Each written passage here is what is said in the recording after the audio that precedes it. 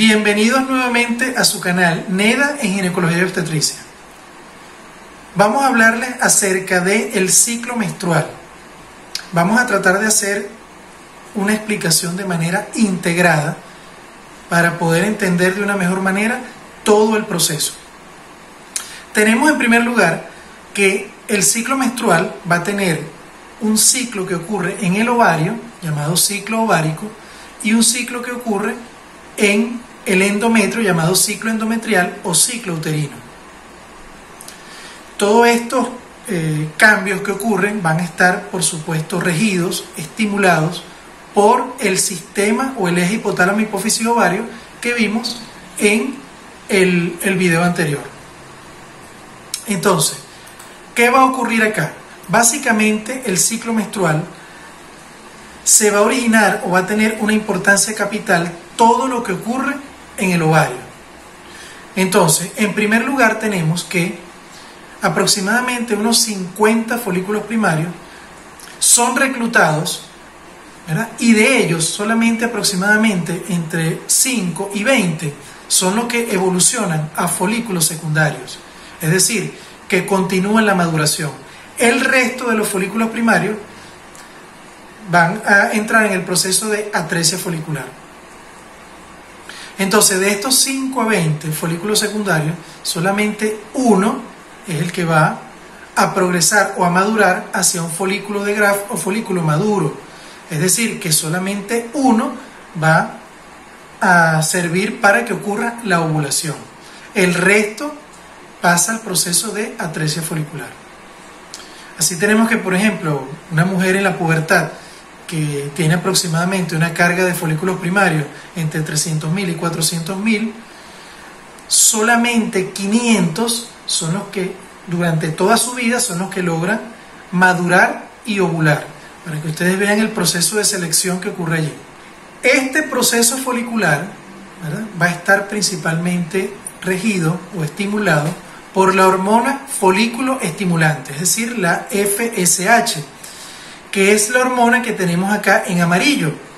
Entonces, este proceso, vamos a tener acá, es regido por esta hormona que va a tener sus niveles por encima de los de la hormona LH en esa primera parte del ciclo, y de allí que tengamos la estimulación del folículo y la maduración folicular. Esto es importante tenerlo en cuenta, ya que en la medida que aumenta o que madura el folículo, aumenta la cantidad de células de la granulosa. El aumento en la producción de FSH o la estimulación de la FSH aumenta no solamente la cantidad de células de la granulosa con capacidad de aromatización, sino también que aumenta la cantidad de receptores.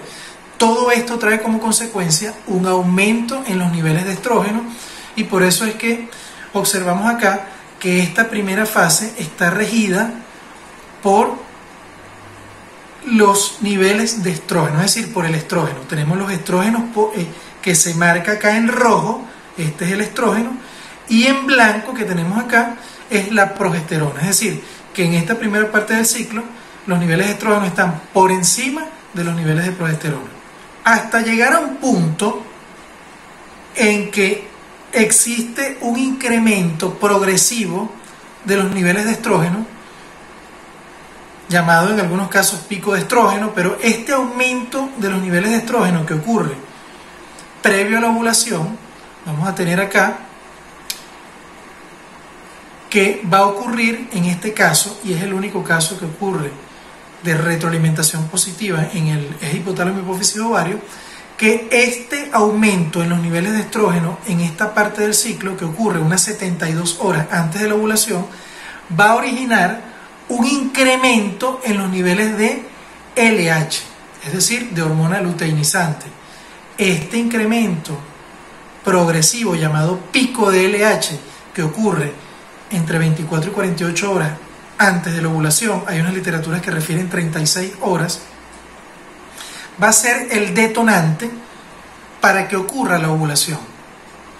Es decir, que este cambio hormonal, con el aumento de los niveles de estrógeno, la retroalimentación positiva hacia la hipófisis y el aumento en los niveles de LH produciendo el llamado pico de LH, es el detonante o el estímulo para que ocurra la ovulación. Una vez que ocurre la ovulación, vamos a tener un folículo, ¿okay? Un folículo maduro, que va a pasar a un proceso de luteinización. Y así vamos a tener que se va a formar una estructura especializada llamada cuerpo lúteo. Este cuerpo lúteo va a contener células teca-luteínicas y células granulosas luteínicas con un alto potencial de esteroidogénesis. Ahora, ¿qué ocurre acá? Que estas células van a tener un mayor potencial, en este caso, de responder a la LH que a la FSH, motivo por el cual, como ya vimos en el video pasado, la estimulación de la LH va principalmente a actuar en las células teca-luteínicas y va a haber un aumento mucho mayor en la cantidad de progesterona. Y así vamos a tener que la progesterona comienza a aumentar progresivamente durante esta segunda fase del ciclo y llega a un punto en que va a estar por encima de los niveles de estrógeno, como lo podemos observar acá.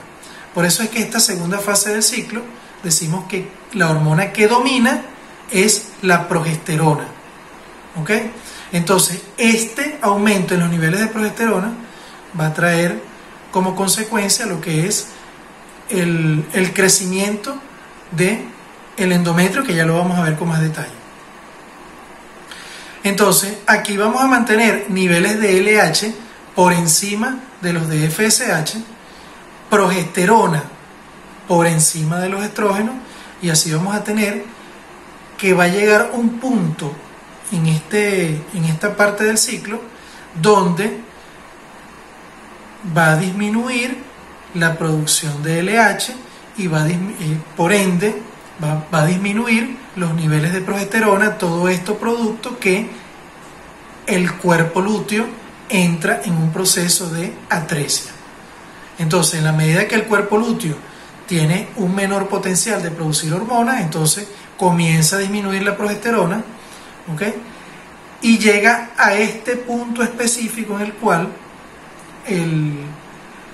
la progesterona pasa por debajo del estrógeno, es decir, el estrógeno queda por encima de la progesterona. Entonces, en este caso, vamos a tener que este va a ser el estímulo para que se inicie el proceso de menstruación.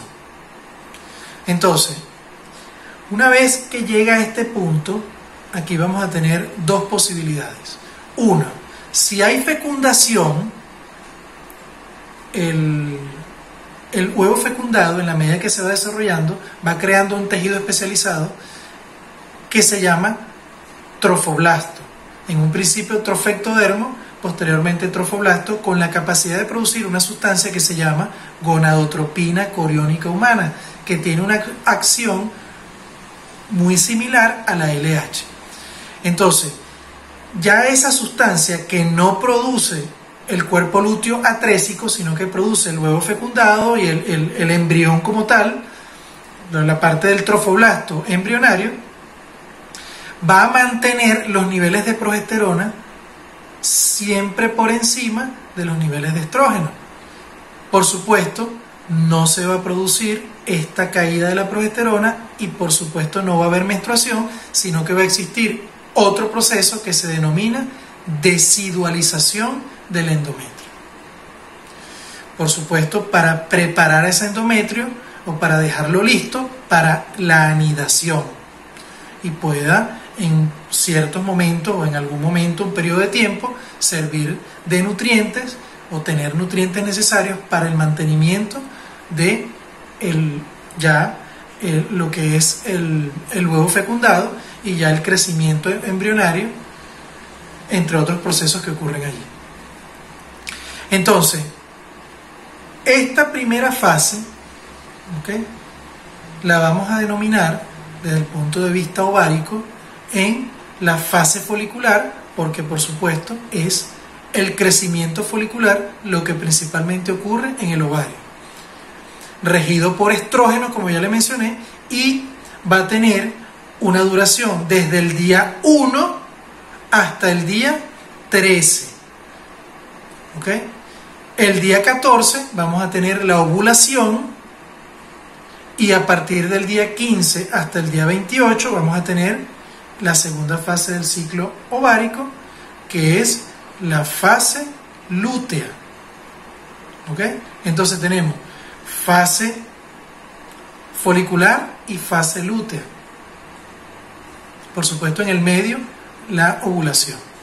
Entonces, ¿cómo integramos la parte del endometrio? Bueno, tenemos que en un principio decimos que el ciclo endometrial inicia con la menstruación.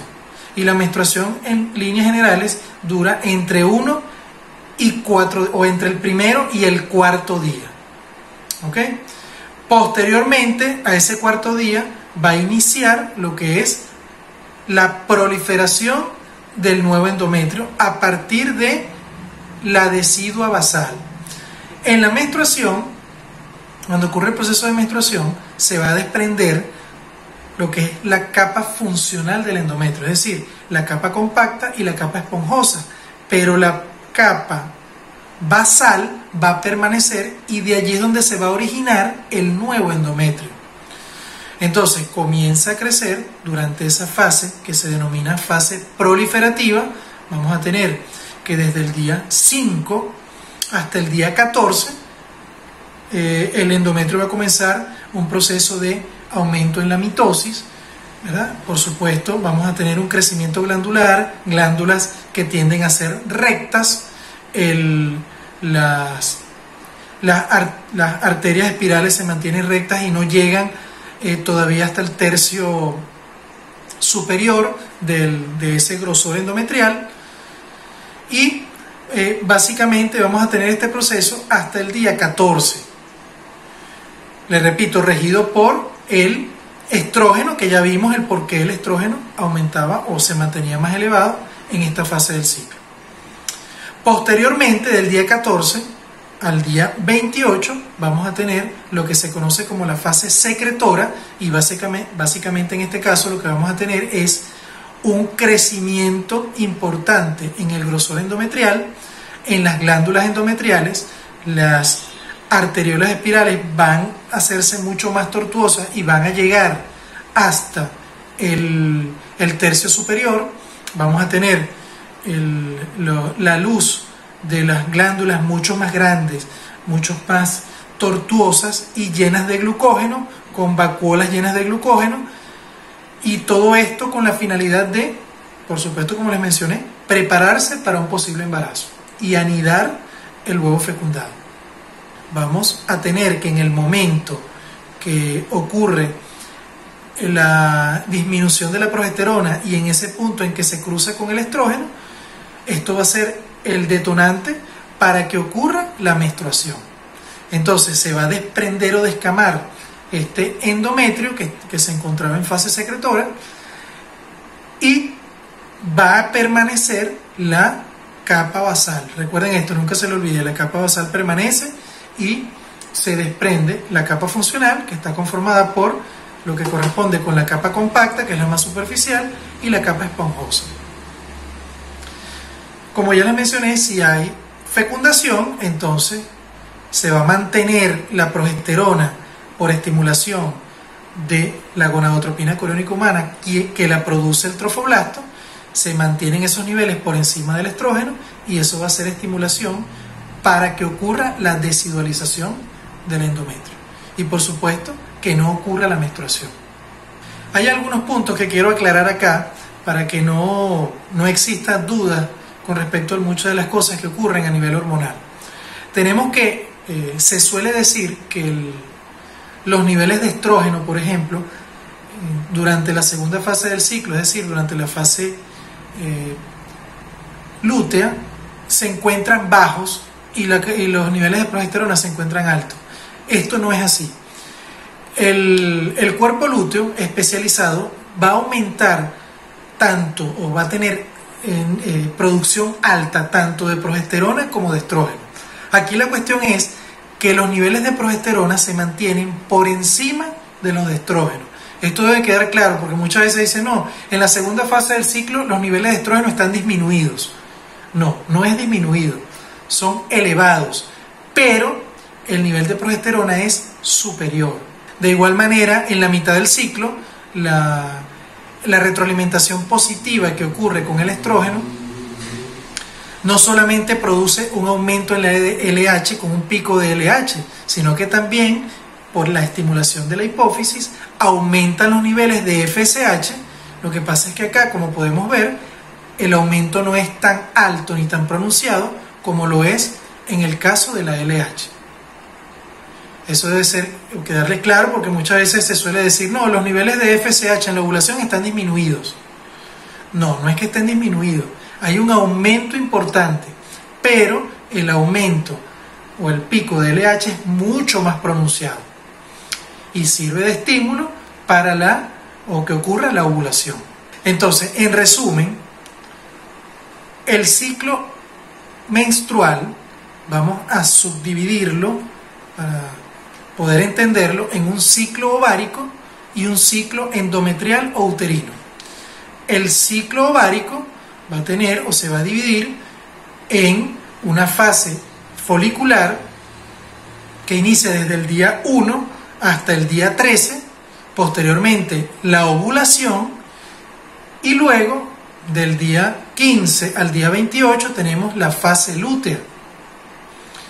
En el caso de el ciclo uterino o endometrial vamos a tener el día 1, 2, 3 y 4 que corresponden con la fase menstrual, del día 5 al día 14 lo que es la fase proliferativa, y del día 15 al día 28 lo que es la fase secretora.